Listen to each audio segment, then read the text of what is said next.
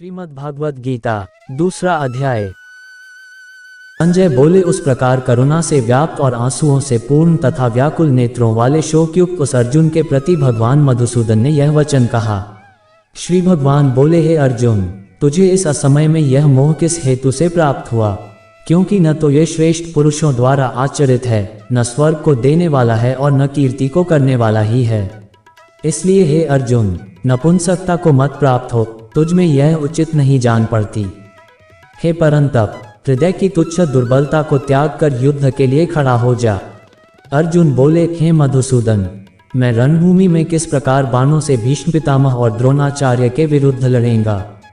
क्योंकि हे अरिसूदन, वे दोनों ही पूजनीय हैं। इसलिए इन महानुभाव गुरुजनों को न मारकर मैं इस लोक में भिक्षा का अन्न भी खाना कल्याण कारक समझता हूँ, क्योंकि गुरुजनों को मारकर भी इस लोक में रुधिर से सने हुए अर्थ और कामरूप भोगों को ही तो भोगूंगा। हम ये भी नहीं जानते कि हमारे लिए युद्ध करना और न करना, इन दोनों में से कौन सा श्रेष्ठ है, अथवा ये भी नहीं जानते कि उन्हें हम जीतेंगे या हमको वे जीतेंगे। और जिनको मारकर हम जीना भी नहीं चाहते, वे ही हमारे आत्मीय धृतराष्ट्र के पुत्र हमारे मुकाबले में खड़े हैं। इसलिए कायरता रूप दोष से उपहत हुए स्वभाव वाला तथा धर्म के विषय में मोहितचित हुआ मैं आपसे पूछता हूँ कि जो साधन निश्चित कल्याण कारक हो वह मेरे लिए कहिए, क्योंकि मैं आपका शिष्य हूँ। इसलिए आपके शरण हुए मुझको शिक्षा दीजिए। क्योंकि भूमि में निष्कंटक धन धान्य संपन्न राज्य को और देवताओं के स्वामीपने को प्राप्त होकर भी मैं उस उपाय को नहीं देखता हूँ जो मेरी इंद्रियों के सुखाने वाले शोक को दूर कर सके। संजय बोले, हे राजन, निद्रा को जीतने वाले अर्जुन अंतर्यामी श्री कृष्ण महाराज के प्रति इस प्रकार कहकर फिर श्री गोविंद भगवान से युद्ध नहीं करूंगा ये स्पष्ट कहकर चुप हो गए। हे भरतवंशी धृतराष्ट्र, अंतर्यामी श्री कृष्ण महाराज दोनों सेनाओं के बीच में शोक करते हुए उस अर्जुन को हंसते हुए से यह वचन बोले। श्री भगवान बोले, हे अर्जुन, तू न शोक करने योग्य मनुष्यों के लिए शोक करता है और पंडितों के से वचनों को कहता है, परंतु जिनके प्राण चले गए हैं उनके लिए और जिनके प्राण नहीं गए हैं उनके लिए भी पंडित जन शोक नहीं करते। न तो ऐसा ही है कि मैं किसी काल में नहीं था, तू नहीं था, अथवा ये राजा लोग नहीं थे, और न ऐसा ही है कि इससे आगे हम सब नहीं रहेंगे। जैसे जीवात्मा की इस देह में बालकापन, जवानी और वृद्धावस्था होती है, वैसे ही अन्य शरीर की प्राप्ति होती है, उस विषय में धीर पुरुष मोहित नहीं होता। हे कुंती पुत्र, सर्दी गर्मी और सुख दुख को देने वाले इंद्रियों और विषयों के संयोग तो उत्पत्ति विनाशशील और अनित्य हैं। इसलिए हे भारत, उनको तू सहन कर, क्योंकि हे पुरुष श्रेष्ठ, दुख सुख को समान समझने वाले जिस धीर पुरुष को ये इंद्रियों और विषयों के संयोग व्याकुल नहीं करते, वह मोक्ष के योग्य होता है। असत वस्तु की तो सत्ता नहीं है और सत का अभाव नहीं है। इस प्रकार इन दोनों का ही तत्वज्ञानी पुरुषों द्वारा देखा गया है। नाशरहित तो तू उसको जान जिससे ये संपूर्ण जगत दृश्य वर्ग व्याप्त है। इस अविनाशी का विनाश करने में कोई भी समर्थ नहीं है। इस नाशरहित अप्रमेय नित्य स्वरूप जीवात्मा के ये सब शरीर नाशवान कहे गए हैं। इसलिए हे भरतवंशी अर्जुन, तू युद्ध कर। जो इस आत्मा को मारने वाला समझता है तथा जो इसको मरा मानता है, वे दोनों ही नहीं जानते, क्योंकि यह आत्मा वास्तव में न तो किसी को मारता है और न किसी के द्वारा मारा जाता है। यह आत्मा किसी काल में भी न तो जन्मता है और न मरता ही है तथा न यह उत्पन्न होकर फिर होने वाला ही है, क्योंकि यह अजन्मा, नित्य, सनातन और पुरातन है। शरीर के मारे जाने पर भी यह नहीं मारा जाता। हे पृथापुत्र अर्जुन, जो पुरुष इस आत्मा को नाशरहित, नित्य, अजन्मा और अव्यय जानता है, वह पुरुष कैसे किसको मरवाता है और कैसे किसको मारता है। जैसे मनुष्य पुराने वस्त्रों को त्याग कर दूसरे नए वस्त्रों को ग्रहण करता है, वैसे ही जीवात्मा पुराने शरीरों को त्याग कर दूसरे नए शरीरों को प्राप्त होता है। इस आत्मा को शस्त्र नहीं काट सकते, इसको आग नहीं जला सकती, इसको जल नहीं गला सकता और वायु नहीं सुखा सकता, क्योंकि यह आत्मा अच्छेद्य है। यह आत्मा अदाह्य, अक्लेद्य और निःसंदेह अशोष्य है तथा यह आत्मा नित्य, सर्वव्यापी, अचल, स्थिर रहने वाला और सनातन है। यह आत्मा अव्यक्त है, यह आत्मा अचिंत्य है और यह आत्मा विकार रहित कहा जाता है। इससे हे अर्जुन, इस आत्मा को उपर्युक्त प्रकार से जानकर तू शोक करने को योग्य नहीं है, अर्थात तुझे शोक करना उचित नहीं है।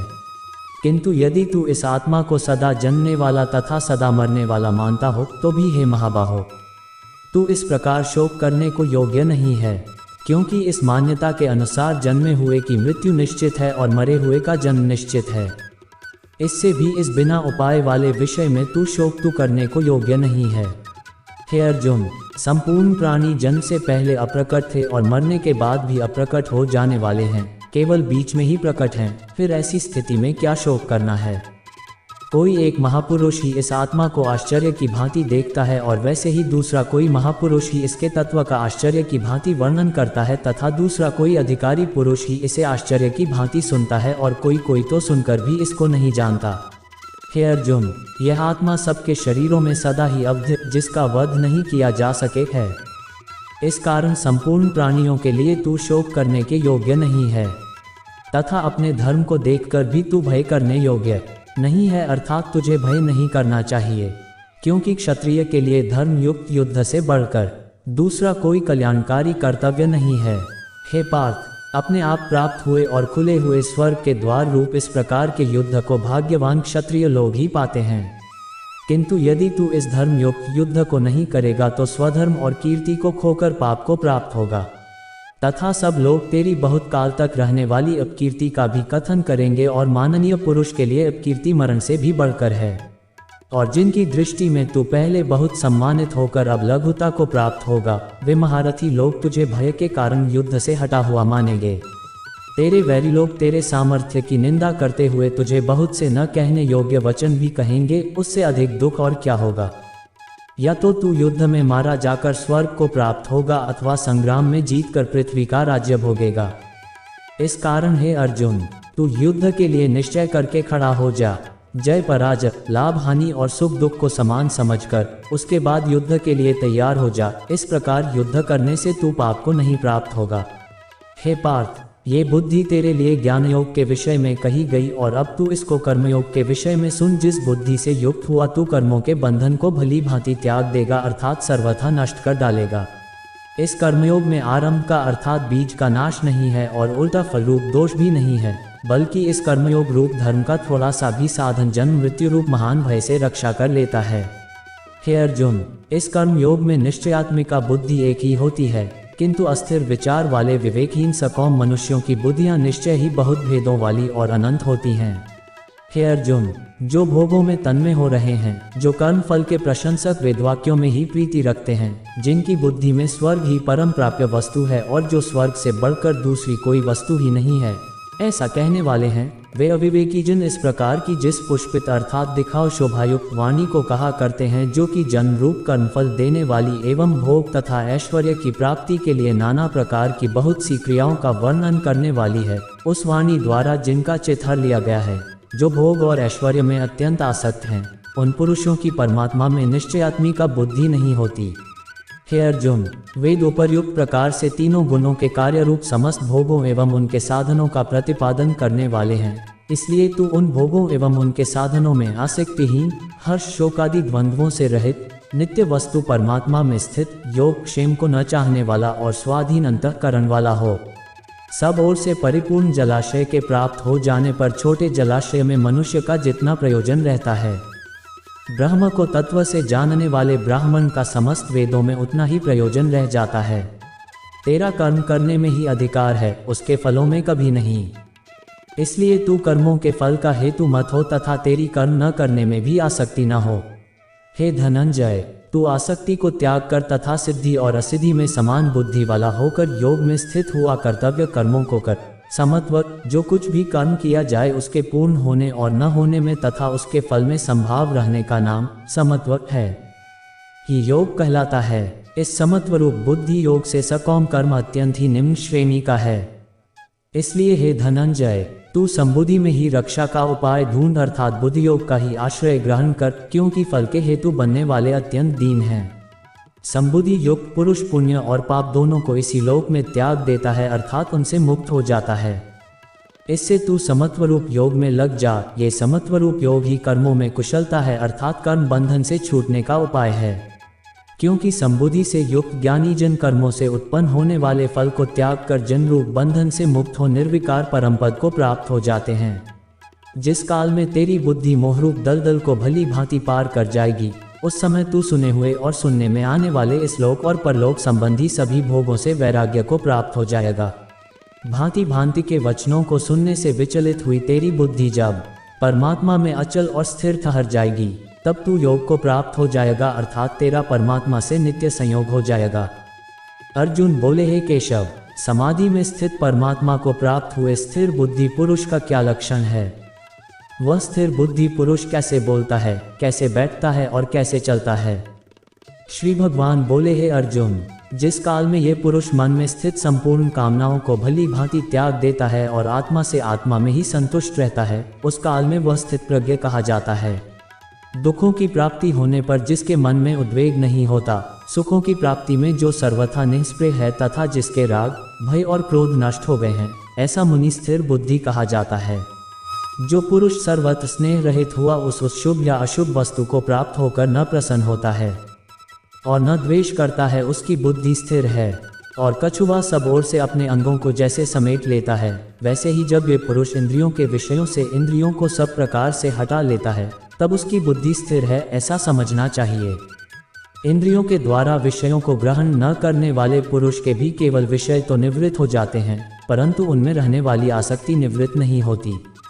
इस स्थित प्रज्ञ पुरुष की तो आसक्ति भी परमात्मा का साक्षात्कार करके निवृत्त हो जाती है। हे अर्जुन, आसक्ति का नाश न होने के कारण ये प्रमथन स्वभाव वाली इंद्रियां यत्न करते हुए बुद्धिमान पुरुष के मन को भी बलात्कार लेती हैं। इसलिए साधक को चाहिए कि वह उन संपूर्ण इंद्रियों को वश में करके समाहित चित हुआ मेरे परायण होकर ध्यान में बैठे, क्योंकि जिस पुरुष की इंद्रियां वश में होती हैं, उसी की बुद्धि स्थिर हो जाती है। विषयों का चिंतन करने वाले पुरुष की उन विषयों में आसक्ति हो जाती है, आसक्ति से उन विषयों की कामना उत्पन्न होती है और कामना में विघ्न पड़ने से क्रोध उत्पन्न होता है। क्रोध से अत्यंत मूढ़ भाव उत्पन्न हो जाता है, मूढ़ भाव से स्मृति में भ्रम हो जाता है, स्मृति में भ्रम हो जाने से बुद्धि अर्थात ज्ञान शक्ति का नाश हो जाता है और बुद्धि का नाश हो जाने से यह पुरुष अपनी स्थिति से गिर जाता है। परंतु अपने अधीन किए हुए अंतःकरण वाला साधक अपने वश में की हुई राग द्वेष से रहित इंद्रियों द्वारा विषयों में विचरण करता हुआ अंतःकरण की प्रसन्नता को प्राप्त होता है। अंतःकरण की प्रसन्नता होने पर इसके संपूर्ण दुखों का अभाव हो जाता है और उस प्रसन्नचित वाले कर्मयोगी की बुद्धि शीघ्र ही सब ओर से हटकर एक परमात्मा में ही भली भांति स्थिर हो जाती है।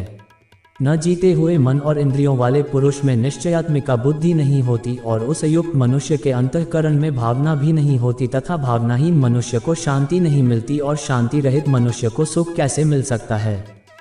क्योंकि जैसे जल में चलने वाली नाव को वायु हर लेती है, वैसे ही विषयों में विचरती हुई इंद्रियों में से मन जिस इंद्रिय के साथ रहता है वह एक ही इंद्रिय इस युक्त पुरुष की बुद्धि को हर लेती है। इसलिए हे महाबाहो, जिस पुरुष की इंद्रियां इंद्रियों के विषयों से सब प्रकार निग्रह की हुई हैं, उसी की बुद्धि स्थिर है। संपूर्ण प्राणियों के लिए जो रात्रि के समान है, उस नित्य ज्ञान स्वरूप परमानंद की प्राप्ति में स्थित प्रज्ञ योगी जागता है और जिस नाशवान सांसारिक सुख की प्राप्ति में सब प्राणी जागते हैं, परमात्मा के तत्व को जानने वाले मुनि के लिए वह रात्रि के समान है। जैसे नाना नदियों के जल सब ओर से परिपूर्ण अचल प्रतिष्ठा वाले समुद्र में उसको विचलित न करते हुए ही समा जाते हैं, वैसे ही सब भोग जिस स्थित प्रज्ञ पुरुष में किसी प्रकार का विकार उत्पन्न किए बिना ही समा जाते हैं, वही पुरुष परम शांति को प्राप्त होता है, भोगों को चाहने वाला नहीं। जो पुरुष संपूर्ण कामनाओं को त्याग कर ममता रहित, अहंकार रहित और स्पृहा रहित हुआ विचरता है, वही शांति को प्राप्त होता है, अर्थात वह शांति को प्राप्त है। हे अर्जुन, ये ब्रह्म को प्राप्त हुए पुरुष की स्थिति है। इसको प्राप्त होकर योगी कभी मोहित नहीं होता और अंतकाल में भी इस ब्राह्मी स्थिति में स्थित होकर ब्रह्मानंद को प्राप्त हो जाता है। ओम तत्सदिति श्रीमद्भगवद्गीता सुपनिषत्सु ब्रह्म विद्यायां योगशास्त्रे श्री कृष्ण अर्जुन संवादे सांख्य योगो नाम द्वितीयोऽध्यायः। यारे दोस्तों, आपको भागवत गीता जी में महाभारत के संवाद की कथा सुनने में आनंद मिला हो तो वीडियो को अपने मित्रों और परिवार के सदस्यों को शेयर करें, वीडियो को लाइक करें, आपके अपने इस चैनल को सब्सक्राइब करें, जिससे हमें आपके लिए ऐसी ही अच्छी वीडियो बनाने के लिए मोटिवेशन मिले। आपका वीडियो को पूरा देखने के लिए आप सभी मित्रों का हृदय से धन्यवाद।